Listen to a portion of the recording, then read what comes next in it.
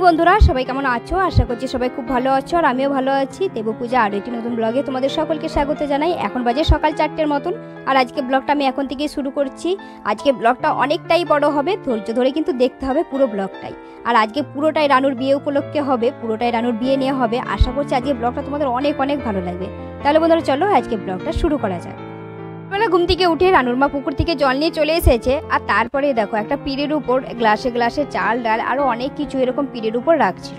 এটাকে কি নিয়ম বলে সেটা আমি জানি না। তারপর আমি রানুকে জিজ্ঞাসা করলাম যে এটা কি করছে। তখন আবার রানু বললো যে এটা নাকি কুবের পাতা। আমি ঠিক বুঝতে পারলাম না, তবে ওটাই বললো। আলো ফুটতে সবাই মিলে ঘুম থেকে উঠে পড়েছে আর আজ যেহেতু বিয়ে তাই সবার সকাল সকাল উঠে পড়েছে। আর ওদের ভিতর আবার দধি মঙ্গল নেই। সকালবেলায় দেখলাম কালকে যে ব্রাহ্মণদের বাড়ি থেকে ভাত নিয়ে এসেছে সেটাই আবার কিছুটা রেখে দিয়েছিল। সকালবেলায় দেখলাম ওটাই কিছুটা হাতে করে নিয়ে খেয়ে নিল। বেলা সবাই মিলে বসে আছি আর বিয়ের তো কোনো কাজকর্ম নেই, সমস্ত কিছু লজে হচ্ছে। তাই গায়ে হলুদ হবে, সেখানটা দেখো কত সুন্দর করে সাজিয়ে দিয়েছে। তারপর আবার হলদি বলে একটা লেখাও আছে, খুব সুন্দর লাগছে দেখতে। আমি আর রানুর মামার মেয়ে দুজনে মিলে যাচ্ছিলাম সমস্ত শাড়িগুলো ছাদে মেলার জন্য। আর এই বালতির ভিতরে সব শাড়িগুলো ধুয়ে ধুয়ে রেখে দিয়েছিল। এখানে রানুর ঠাকবার মায়ের আরো কার কার ছিল জানি না, ওর জন্য আমরা দুজনে মিলে দেখো ছাদে চলে এসেছি। আর এই যে রানুর মামার মেয়ে কত রোগা দেখো, ও শাড়ি মিলছে আর আমি ওই সাইডে মিলছিলাম। আমরা নিচে যে স্নান করে নেবো, তারপর রেডি হবো, একটু পরেই আবার গায়ে হলুদ আছে। পরেই দেখো পার্লার থেকেই দিদিটা চলে এসেছে রানুকে গায়ে হলুদের জন্য সাজানোর জন্য। এই দেখো রানুর শ্বশুর বাড়ি থেকে গায়ে হলুদের তথ্য নিয়ে চলে এসেছে আর সাইডে আবার ব্যান্ড পার্টি বাজছিল। আর ব্যান্ড পার্টির আওয়াজ শুনেই তো নাচতে ইচ্ছে করছে এখন থেকেই। সবাই মিলে গায়ে হলুদ দিচ্ছিল আর সাইডে দেখো নিতকন্যা বসে আছে। আর এটা হচ্ছে দাদার মেয়ে। আর গায়ে হলুদের আগে অনেক কিছু নিয়ম হয়েছে, সেগুলো আবার আমি আর দেখতে পাইনি। যে দিদিটা সাজাতে এসেছিল ওকে নিয়ে আমি আবার খেতে গিয়েছিলাম, ওর জন্য সেই সময় হয়েছে আর সেগুলো দেখতে পাইনি। হয়তো অনেকে দেখে ভাববে যে কোনের শাড়ি চেঞ্জ হয়ে গেল কি করে। আসলে শ্বশুর বাড়ি থেকে এই শাড়িটা দেওয়া হয়েছিল আর এটা পরে নাকি গায়ে হলুদ করতে হয়, ওর জন্য আবার ওই শাড়িটা চেঞ্জ করে আবার এটা পরানো হয়েছে। এক এক করে গায়ে হলুদ দিয়ে দিয়েছে, শুধু আমি বাকি ছিলাম। ওর জন্য দেখো লাস্টে আমি চলে এসেছি গায়ে হলুদ দেওয়ার জন্য। আর এসে কটা ছবিও তুলে নিলাম আর বেশ মজাই হচ্ছে, কারণ সব বান্ধবীদের তো বিয়ে হয়ে গেছে, শুধু ওই বাকি ছিল। তাই আমি একটু বেশি করেই হলুদ মাখাচ্ছিলাম আর বেশ মজাও লাগছিল। তো বন্ধুরা ও যখন এইচএস দেয় তারপর থেকে ও দেখাশোনা চলছে, তারপর কলেজ কমপ্লিট করে, তখন ওর বিয়ে কোথাও ঠিক হয়নি। আর তারপরে দেখো এতগুলো বছর পর যখন বিয়ে ঠিক হলো তখন একদম বাড়ির পাশেই বিয়ে ঠিক হয়েছে। রানুদের বাড়ি থেকে বরের বাড়ি মাত্র 1 কিলোমিটার হবে। সবাই হয়তো ভাববে যে এটা লাভ ম্যারেজ, কিন্তু এটা লাভ ম্যারেজ নয়, অ্যারেঞ্জ ম্যারেজ। তাই আমরা সবাই মিলে এইভাবে পোজ দিয়ে ছবি তুলছিলাম। রানুকে বাইরে নিয়ে চলে আসা হয় এখানে কিছু ফটোশুট করার জন্য, আর তার সাথে আমাদেরকেও আসতে বলে এখানে কিছু ছবি তোলার জন্য। আমরা চলে এসেছি ওর সাথে ফটো তোলার জন্য। যদি কোনো সময় ফটোগুলো হাতে পাই তাহলে তোমাদের সাথে অবশ্যই শেয়ার করবো। ফটোশুট হয়ে যাওয়ার পরে রানু আর পাশের বাড়ির একটা মেয়ে দুজনে মিলে এইভাবে রিলস বানাচ্ছিল। নান্নি মুখ হবে এরপরে, ওর জন্য সমস্ত কিছু রেডি করা হচ্ছে। আমরা সবাই মিলে গাড়িতে চেপে চলে যাচ্ছিলাম লজে দুপুরে লাঞ্চ করার জন্য। আর ওদের বাড়ি থেকে লজটা কিন্তু বেশি দূরে নয়, তবুও গাড়িতে করেই আমরা যাচ্ছিলাম এত রোদ গরমের জন্য।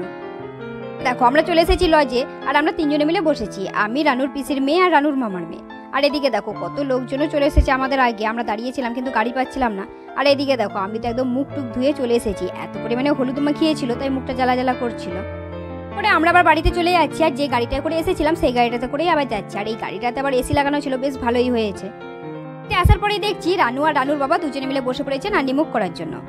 দেখো রানু শ্বশুর ঘর থেকে কত তথ্য পাঠিয়েছে আর তথ্যগুলো এত সুন্দরভাবে সাজানো আছে, বেশ ভালোই লাগছে দেখতে। তাই তো চলে এলো সব তথ্য থেকে রানুর যে শাড়িগুলো ছিল সেগুলো সব খুলে খুলে এক কাছে গুছিয়ে রাখা। তাই আমি বসে পড়েছি সেই দায়িত্ব পালন করার জন্য। আর সবার প্রথমে ছিল রানুর মায়ের শাড়ি আর এটা হচ্ছে রানুর কাকিমার শাড়ি। বেশ সুন্দর লাগছে কিন্তু শাড়িগুলো কত সুন্দরভাবে সাজিয়েছে দেখো। আর এটা হচ্ছে রানুর ঠাকমার শাড়ি, সাদা কালারের শাড়ি দিয়েছে, ওর দাদু তো নেই। আর এটা হচ্ছে রানুর দিদিমার শাড়ি।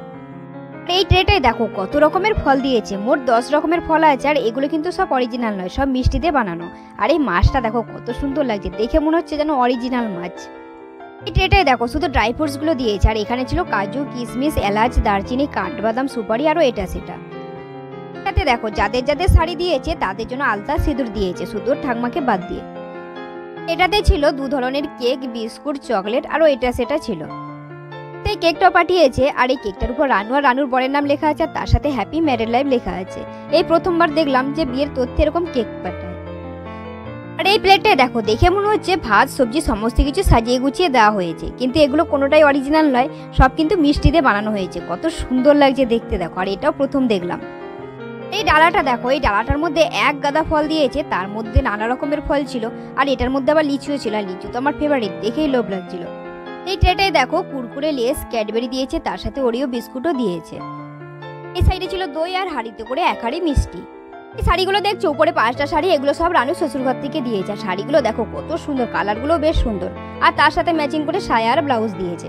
আর এগুলো সব প্যাকেটে ভরা ছিল, আমি এবার খুলে খুলে সব রেখেছি। কালকে সকালে যখন বিদায় দেওয়া হবে তখন এই শাড়িগুলো সাথে করে দিয়ে দিতে হবে।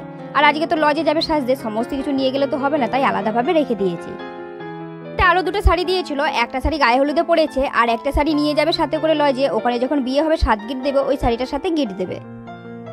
সাজানোর সময় যা যা কিছু লাগবে আমি সমস্ত কিছু গুছিয়ে ট্রলিতে ভরে দিয়েছি। ট্রলিটা শ্বশুরঘর থেকে দিয়েছে, কত সুন্দর লাগছে দেখো কালারটা। আর এদিকে দেখো দইগুলো সব পেতে রেখেছে, রাত্রেবেলায় লস্যি হবে তো তাই এই ভাইরে করে সব পেতে রেখেছে। তারপরেই দেখো রানুকে স্নান করে নিয়ে চলে এসেছে, আর আমি তো সমস্ত কিছু গুছাচ্ছিলাম তাই আর যেতে পারিনি। রানুকে স্নান করে আমরা সবাই মিলে চলে এসেছিলাম লজে, আর এই দিদিগুলো সাজাচ্ছিল আর আমরা বসে বসে হেল্প করছিলাম। রানুর ফাইনাল লুক কত সুন্দর লাগছে দেখো দেখতে। আমরা সবাই মিলে সাজতে বসে গেছিলাম, আর এখন আমার মেকআপ হচ্ছে, শাড়িটা পরানো হয়ে গেছে।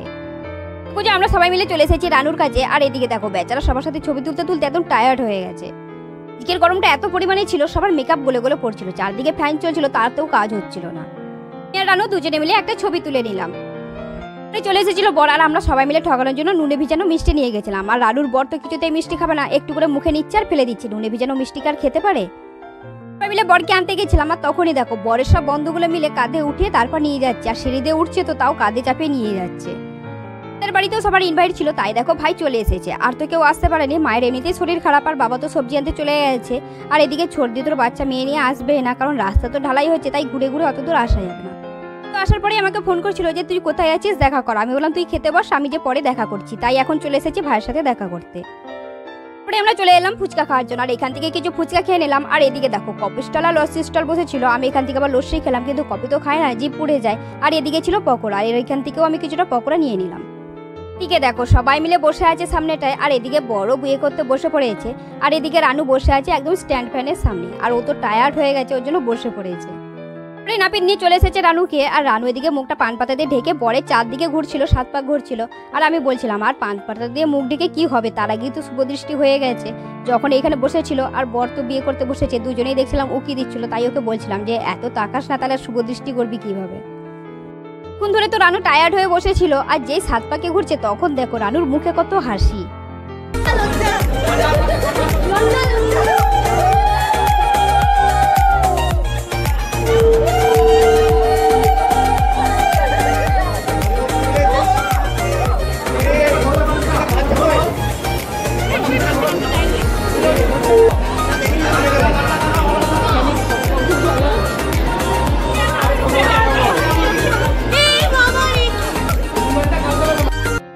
কি কাণ্ড, এরা দুজনে শুধু দুজনের মুখের দিকে তাকালেই শুধু একভাবে হেসেই যাচ্ছে। এই কিন্তু খুব সুন্দর লাগছিল, দুজনকে কিন্তু বেশ মানিয়েছে। তারপরে ছিল মালা বদল, একে অপরকে মালা বদল করে দিচ্ছিল। রানু বিয়ে করতে বসে পড়েছিল, আর রানুর সাইডে ছিল মা। ওর মাই আজকে ওকে কন্যা সম্প্রদান করবে, কিন্তু আমাদের ভিতরে আবার অন্য নিয়ম, যে বৃদ্ধি করবে নানি মুখ করবে সেই কন্যা সম্প্রদান করবে। আর আমার ভিতরে তো আমার কাকা আমাকে কন্যা সম্প্রদান করেছিল, কিন্তু ওদের ভিতরে আবার অন্য নিয়ম। কার কার ভিতরে কি নিয়ম অবশ্যই কমেন্ট করে জানাবে। তাড়াতাড়ি বিয়েটাও হয়ে যাচ্ছে, দেখো দেখিনি এত তাড়াতাড়ি বিয়েটা হলে কি ভালো লাগে নাকি। আমি তো বসেছিলাম বিয়ে দেখার জন্য, আর এর মধ্যে সমস্ত কিছু কমপ্লিট। আর এদিকে দেখো 7 গিট দিচ্ছে, এরপর সিঁদুরদানটাই বাকি। সিঁদুরদান হবে, আর সিঁদুরদানের আগে দেখো সিঁথিতে একটুখানি ঘি লাগিয়ে দিচ্ছিল।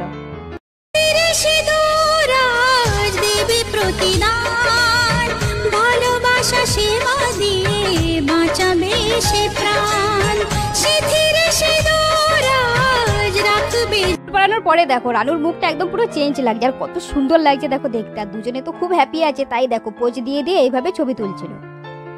এই দুজনে মিলে আগুনের ভিতর খই ফেলছিল, আর ওর ভাই ওকে খই দিচ্ছিল। আর সামনে তো ক্যামেরাম্যানগুলো দাঁড়িয়েছিল, তাই আমি ফাঁক ফোকর দিয়ে একটুখানি ভিডিও করেছি। হয়ে যেতে আমরা আবার কটা ছবি তুলে নিলাম। আমরা খেতে বসে পড়েছিলাম, আর সামনে ছিল মেনু। আর এদিকে দেখো রানুর বর কত খুশি, আর ওর শ্বশুর ঘর থেকে ননদরা সবাই কথা বলছিল, তাই ওরা এইভাবে হেসে হেসে কথা বলছিল। আর এই সাইডে দেখো আমি আর রানুর মামার মেয়ে দুজনে মিলে বসে পড়েছি। পরেই দেখো বিয়ে কমপ্লিট হতেই সবাই যে যার বাড়িতে চলে গেছে, পুরো লজ একদম ফাঁকা। কয়জন রয়েছে মাত্র বাসরাত জাগার জন্য, বাসরাতকে জাগা হবে সবাই ওই ঘুমাবো যে যার রুমে। বন্ধুরা চলো আজকে ব্লগটা বেশি বড় করছি না, এখানে শেষ করছি। আজকে ব্লগটা কেমন লাগলো অবশ্যই কমেন্ট করে জানাবে, ভালো লাগলে একটা লাইক শেয়ার করে দেবে। দেখা হচ্ছে খুবই শীঘ্রই পরবর্তী ব্লগে, ততক্ষণ তোমরা সবাই ভালো থাকবে, সুস্থ থাকবে। আজকের মতন টাটা সবাইকে, গুড নাইট সবাইকে।